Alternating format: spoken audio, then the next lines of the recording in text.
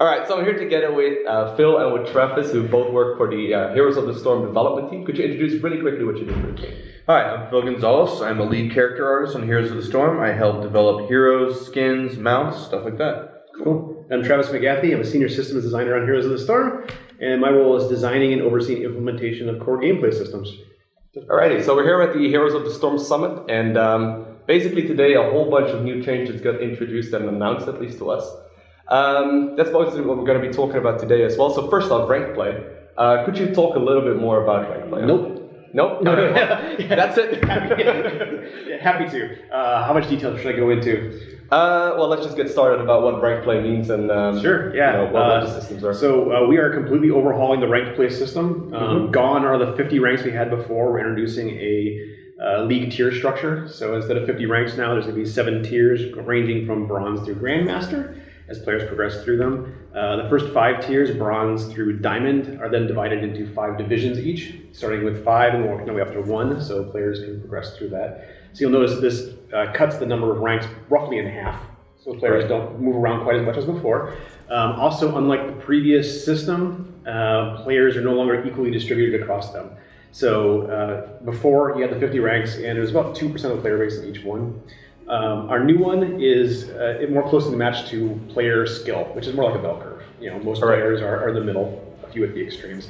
And so under the new system, leagues and tiers, most players will fall into the gold and silver division. And as you progress up, that number gets smaller because that's how player skill works. All right. So I primarily focus on StarCraft 2 on my channel, at least for the longest time. Right now I also started incorporating other games as well. So it's very similar, if I understand, to the system in StarCraft 2 at least. As I understand it, it's similar, yeah. All right, yeah, it's a pretty similar system where also most of the players are hanging about in the Gold League. And then at the top end, we've got Master Rank, which is it's sort of a division by itself, and it's completely open-ended. Once you hit Master, you can just keep earning rank points and accumulating those, and the goal being at that point to become a Grandmaster, which are the top 500 Master tier players in your region. That's computed once a day. All right, yeah. So StarCraft 2, they basically, they open up after 2 weeks or so, and then it's very hard to get out of that. So every single day, you can go ahead and access those as well? Or they'll all be available on the website. You can go look at the entire 500 leaderboard and see where you rank or how far away you are from getting on it. All right. So as far as like the length of the seasons or how long the seasons will last, is there any set amount for that? Or? Yeah, so for season 1, which we're planning on rolling out when this thing launches the week of June 14th, we're looking at something between 8 and 12 weeks, probably like 10 weeks, something right in the middle of that. Future seasons will also be in that range. What we want to do is get season 1 out there and look at the feedback and see how players feel about it. If they feel it's right, then we'll keep that duration. If they feel it's too short or too long, we'll adjust for future seasons. But something in that 2 to 3 month range is what we're looking at right now. All right. So how long would it on average take to be ranking up? Say I'm in Silver 4, how long would it be taking me to get to gold? Sure. So each division is 1,000 rank points, and every game is worth an average of about 200 points. That's adjusted based on the MMR between your team and the other, so you get that difficulty adjustment. But if it was a perfect match and you won 5 games in a row, that's what it would take to go from the bottom of the division to the top of the division. One thing to note, though, is we are adding promotion and demotion matches. So when you hit the top of the division or the bottom of the division, we stop you right there, even if you had to gain more points past that. We put you into a promotion or demotion state, and then your next game determines whether you're promoted to the next division or not, or on the other side, whether you get to stay in your current division or you're demoted down to the bottom one. So it'd be technically 6 games to go from the very bottom to the next division. All right, and is that like a linear system? So say I'm in Silver 4, will I be earning just as many points as I would be losing? Yes, that would be the goal. There is some adjustments that come into play if your MMR is higher than where you're actually placed. There's some bonus points that come into play to try to get you to where you should be. But for the most part, if the MMR setting was accurate to where your skill is currently, you should be gaining and losing the same amount of points. Again, that's assuming you're playing teams of equal difficulty. Okay. So as far as rewards go for the actual seasons, obviously that's something a lot of people really enjoy. People like rewards? Huh. Yes. Weird. Okay. Yeah, so we can talk about the preseason rewards first, because those are pretty solid. We're being, I think, pretty generous with them. So first off, it's worth noting that we're giving out rewards based on the peak rank you've achieved during the season, not where you end up. We don't want the situation. I think that's really good. Yeah, I do too. I'm really happy we're doing that. I don't like that situation where you've pushed really hard, and let's say for preseason, you managed to hit rank 1 at some point, and you got unlucky, and we end the season and you're rank 10. And you're like, I missed out on my rank 1 awards. Instead, you're getting those rank 1 awards. You were good enough to get it at some point. We're going to do it. Future seasons are the same way. If you manage to hit Diamond 3 at some point, even if you end the season, say Platinum 4, Platinum 5, you're getting awards based on Diamond 3. But for preseason itself, we're giving out, first off, gold, and this is for both Hero League and Team League. So if you do really well in both of them, you're getting effectively double the gold rewards. Right. The amount of gold you get increases based on your rank. Now, it actually starts at 40, so anybody who's put in placement matches and the time to at least get to 40 is getting a gold reward. We're also giving out a portrait per league, based on your rank. So anybody who's at least gotten through the placement matches, even if they're just 50, is getting a portrait that goes along with that. And there's special portraits for each of the leagues if you've been above rank 10. So rank 10 to 6, 5 to 2, and then rank 1. So you'll get one from each league. If you happen to place, for instance, and you're amazing and got rank 1 in both Hero League and Team League, you would get the best portrait of both of those. And then the really exciting one, the mounts. So anybody who ranked higher than 20 in Hero League or 40 in Team League is getting the free Elemental Wolf mount. Then anybody who was higher than rank 10 in either league is also getting the Epic Elemental Wolf to go along with that. So that's what we're looking at for preseason.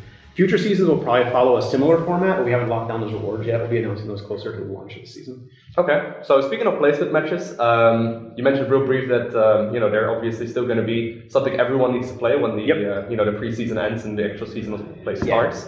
Will the MMR be based on what we've achieved in the preseason, or will it be reset? Somewhat. So we're doing a few different things there. First, the number of placement matches is coming down from 20 to 10. The updates to our matchmaking system allows us to get a little more accurate with less games. So I think that'll be a little less onerous, and that's good. And second, with the start of every season, we're going to be changing the way MMR is calculated a little bit so that the games you're playing first in the season carry a lot more weight than games from your match history. Right. So this is part of the reason we still have the placement matches in there too. So at the start of the season, you get in there, and let's say you've been a player that's been playing since the very early game and you feel you're stuck at a particular rank because of all that past data.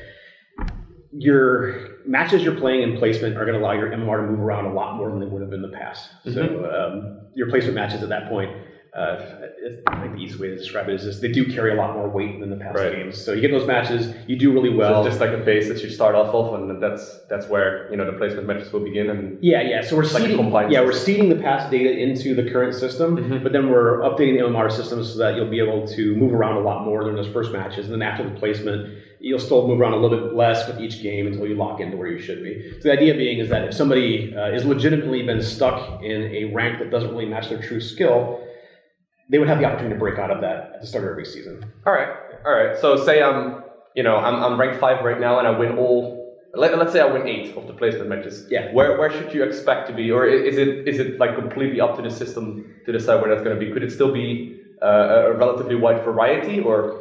So because we're using the past data to use the matches, you should be, when you come in at rank 8, you should be placed relatively close to people who were ranked 8 previously. So if you're winning the majority of matches, I would expect you to be placed, and your MMR to go up, right, as opposed to just relatively static.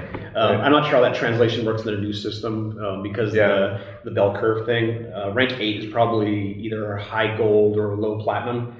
So let's say for instance rank 8 is platinum 4. If you were to win those 8 matches, you're coming out at platinum 2 or platinum 1. Right. Okay, so since you need 5 to basically go up in that system, it basically sort of aligns. Well, the placement's a little different because the placement matches are more about setting your MMR, and because you've won the majority of your matches. All right, so it's basically just to base a certain amount of MMR. And exactly. So the goal is for the tiers and the divisions to be matched based on MMR. So when you're playing against somebody in the same tier and same division, you're playing against somebody with the same skill. So those placement matches are about finding where you are from an MMR standpoint. And because in your case, you won 8 of the 10 games, I'm going to make the assumption that we're matching you against people of equal skill. That means that you would have been going up and up. There's a lot of factors. Exactly. It's a complicated system. The key takeaway, though, is what we're trying to get is that for players who feel like they've been stuck for a while, the placement matches in the start of the season are a way to kind of shake things up. Their MMR will be able to move much more freely than it has in the past.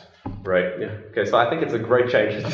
I hope much nicer than the current Hero League. So just to clarify, the current Hero League system is completely out of the door, and it's just that's the best way to look at it. There's some underlying system features that are still in place, but the presentation layer is completely changed, and a lot of the systems have changed too. All right. A revamp or an overhaul is not an unfair thing to say. Okay. Well, definitely looks solid. Now, we also had a couple of new heroes that got announced today. I'm personally really excited for Medivh in particular, but I got owned a little, but a little gnome. Yeah, Chromie. Chromie definitely also very powerful. Could you explain real quick what the heroes are? Yeah, so we have Chromie coming up, who is an artillery mage. She's very fragile in the sense of her own survivability, but she has tremendous firepower on her. Right. And she has a couple unique features. Her trait lets her get her talents a level early. So at level 9, she has her level 10 ultimate choice available to her. At level 19, she could pick her level 20 choice. So that makes some really unique situations. Her cast times for her Q and W are a little prolonged, but they hit like trucks. I noticed that. The Q actually ignores all other targets except heroes, and she can do long-range bombardment. Yeah. The W, she sends a dragon up, and the reticle does not telegraph itself on the map. So that creates a really unique situation where people don't know what she's targeting. They see the cast, they know there's a delay between the cast and the target being hit, and it could hit anywhere, and that makes her extremely unpredictable. And her E is a time trap, which basically if someone gets stuck in that, they're in stasis for a couple seconds, and with her cast time, she can set up devastating combos. Right. So there's a lot of really interesting stuff in her main QWE rotation, and then her ultimate, she can create a zone of slowing and completely just kind of nullify an area and control the flow of people going in and out of there. And I'm trying to think what her other ability was, her other Q. The rewind. Rewind. So it almost works a little bit like Tracer's recall, except she can target a enemy character and say, okay, in a certain amount of time, you're going back to this location. Right. And we have some great examples of Abathur trying to deep burrow away, and after the ability procs, he is back where he was. And so it's like, oh man, she can just get a hold of someone, manipulate time like she's supposed to, and really make a mess of it. It's pretty difficult to target. I tried it on ETC, and he still was more spitting after. Oh, was he? Oh no! You got to time it well in order to work out. Now I played a couple of games against Liquid Chris, who is he played the very first game with the hero, and he basically dominated the entire. In particular, the W, where you don't actually know, like basically how it works is that if I understand correctly, right, the W ability, you personally do see the circle on the ground, yes, but the enemy team cannot see. Yeah, and so in a team fight, it's really unpredictable. If people are clumped up, it's kind of more logical that it's probably dropping on the group, but if people are spread out and she's picking apart targets, it's like, who knows which one she's picked. Right. So as far as like lore goes, how do you incorporate that into a character like that? Because I know her from World of Warcraft personally, but that's what made it really kind of fun to develop Chromie. Is so many people were on board with her. Our community is very vocal. She's a very big character in terms of the fan service and the people who love her. And like you said, in World of Warcraft, you've had many great experiences. She's like, have we met? We've met. I don't know. And that personality definitely carries through with a lot of her kind of bumbling and the VO and all that other stuff that really pulls off. The animations are great, and we just knew like if we were going to do Chromie, she's a dragon, we wanted to showcase her dragon form. A lot of her effects on her abilities are sand themed to the bronze dragon flight. There's a lot of the time mechanics obviously through the abilities, and you actually see the dragon in several abilities. Right. Her W, you see the dragon launch up, and one of her taunts, the dragon form shows up. And it was really fun to just kind of embody a character that's got a lot of backstory to it. Yeah, exactly. All right, so we, besides Nomi, we also have Medivh. Yeah, and when we pick these heroes, we try to mix things up quite a bit. And when we were doing this roster, especially right now, we're like, wow, we have a couple casters back to back. And the game designer said, okay, well, we're going to make them very distinct. And with the stuff we described with Chromie, Medivh definitely goes in that direction too, where he's so specialized and has so many unique pieces of utility. We wanted to kind of focus on Medivh's other abilities. We know lore-wise he's very, very powerful, but we wanted to frame that in. He just has really great abilities, like he can put portals down and get the team moving very rapidly. He has a protection spell that completely negates all damage, which is great for protecting characters. We wanted to go with that War 3 protecting Prophet vibe, where he's trying to atone for all the horrible things he's done, and he's trying to make good on it. And a lot of his abilities are just raw power, and if used right, are extremely effective. Yeah, I grouped up together with an Illidan, and you take the talent to, I believe it goes from 1.5 seconds to 2 seconds of shooting. On a 5-second cooldown. It basically means that you have Illidan nearly invulnerable it's half of the time. It's crazy. And that's on top of his trait where he doesn't mount up, he turns into the Raven, he can travel anywhere unobstructed, you can't target him, you can't damage him. He can basically see whatever he wants and get the team set up in the most effective way possible because he can scout with impunity. It's awesome. Yeah. So how do you set up a hero like that, right? Which is balance-wise very difficult to achieve. Like, how do you set something up for that to initially get released into the game? Because the first reaction, just for anyone wondering, the first reaction of all pro gamers is like, he's gonna be banned every single thing, every single time, first ban every game. And a big part of it was they didn't want to make him necessarily outright damage. They wanted a lot of utility over damage, and his Q hits pretty hard, but it has a caveat where if it misses,